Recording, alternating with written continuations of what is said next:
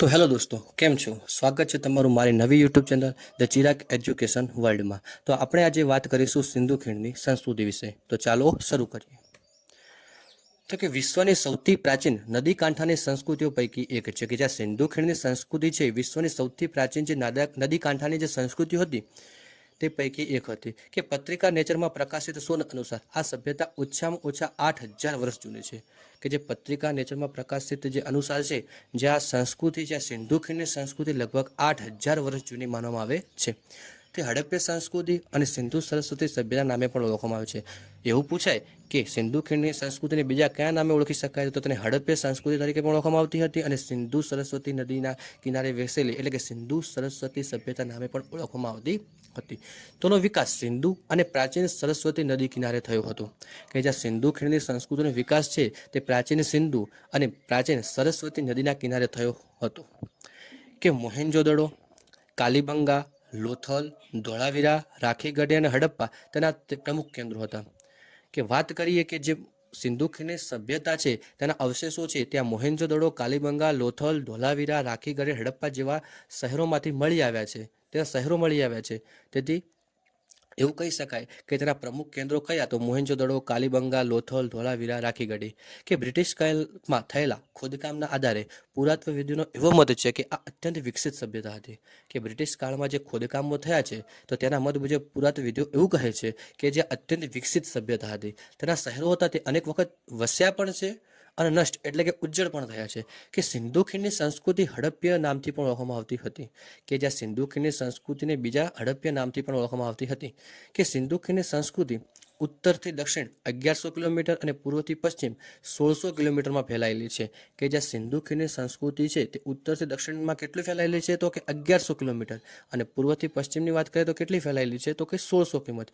તેમજ ઉત્તરમાં જમ્મુ કાશ્મીર જે માંદા આવેલું છે ત્યાં સુધી, દક્ષિણમાં મહારાષ્ટ્રના દાયમાબાદ સુધી, પૂર્વમાં ઉત્તરના પ્રદેશનું જે આલમગીર છે ત્યાંથી માંડી પશ્ચિમમાં આવેલા બલુચિસ્તાનના સુતકાંગડોળ સુધી તે વિસ્તરેલું હતું અને ટોટલ એરિયાની વાત કરીએ તો 12,44,000 હતું.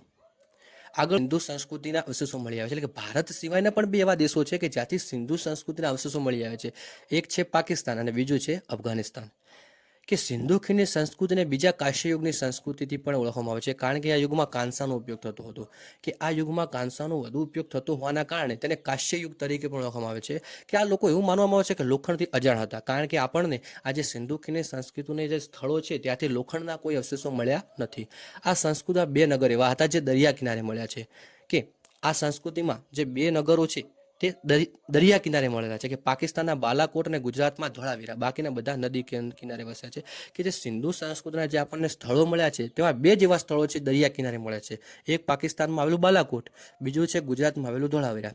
બીજા બધા સ્થળો છે તે નદી કિનારે મળેલા છે. કે સિંધુ લિપિના 64 ચિહ્નો છે, પંખા આકારની મહોરો અને તાંબાની ગોળીઓ પણ મળી આવી છે. પૂરેપૂરી લિપિ તો 1923માં શોધાઈ ગઈ હતી પરંતુ હજી સુધી તેને ઉકેલી શકાય નથી.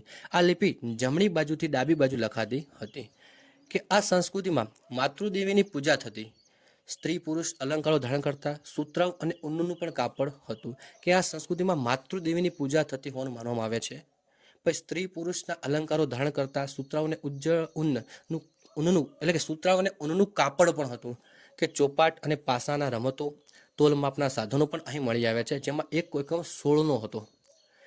પશુપતિનાથની મૂર્તિ પણ પ્રાપ્ત થઈ છે. કે જ્યાં સિંધુ સંસ્કૃતિના અવશેષો પ્રાપ્ત થયા છે તેમાં એક જગ્યાએથી એક પશુપતિનાથની મૂર્તિ પણ પ્રાપ્ત થયેલી છે.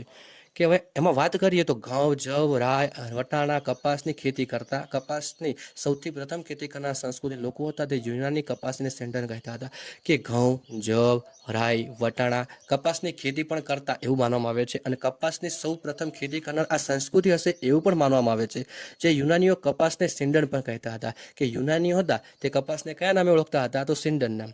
આ સંસ્કૃતિ મિસર અને મેસોપોટિયા કરતા 12 ગણી મોટી સંસ્કૃતિ છે. કે જે સિંધુ ખીણની સંસ્કૃતિની વાત કરીએ તો જે મિસર સંસ્કૃતિ અને મેસોપોટિયાની સંસ્કૃતિ હતી તેના કરતાં પણ 12 ગણી મોટી સંસ્કૃતિ છે. કે એક કાલીબંગા અને રંગપુર બે જ એવા નગર છે કે જ્યાં કાચી ઈંટોના મકાન મળી આવે છે. કે વાત કરીએ કે સિંધુ સંસ્કૃતિના જે સ્થળો છે તેમાં એક કાલીબંગા અને એક રંગપુર બે જ એવા સ્થળો છે જ્યાંથી કાચી ઈંટોના મકાનો મળી આવે છે. ચાંદુદડો એકમાત્ર નગર છે જ્યાં ચક્રાકાર ઈંટો મળી આવે છે. આવો પ્રશ્ન પૂછાઈ શકે કે સિંધુ ખીણની સંસ્કૃતિમાં એવું કયું સ્થળ છે જ્યાંથી આપણને ચક્રાકાર ઈંટો મળી આવી? તો જવાબ આપણો શું આવશે? ચાંદુ દડો. ક્ષેત્રફળની દ્રષ્ટિએ વાત કરીએ તો સૌથી મોટું નગર કયું હતું? રાખીગઢી.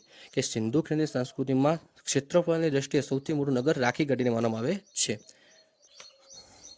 તો બસ આજના વિડીયોમાં આટલું જ. બીજી હજી આગળ આના વસેલા જે શહેરો છે જેમ કે લોથલ છે, ધોળાવીરા છે, તેના વિશે પણ વાત કરવાની છે, પણ તે આપણે વાત કરીશું નેક્સ્ટ વિડીયોમાં. તો ત્યાં સુધી આવજો. લાઈક કરજો, શેર કરો અને સબસ્ક્રાઈબ કરો, અને તમારા મિત્રોને મોકલવા માટે નમ્ર વિનંતી. જય હિન્દ, જય ભારત.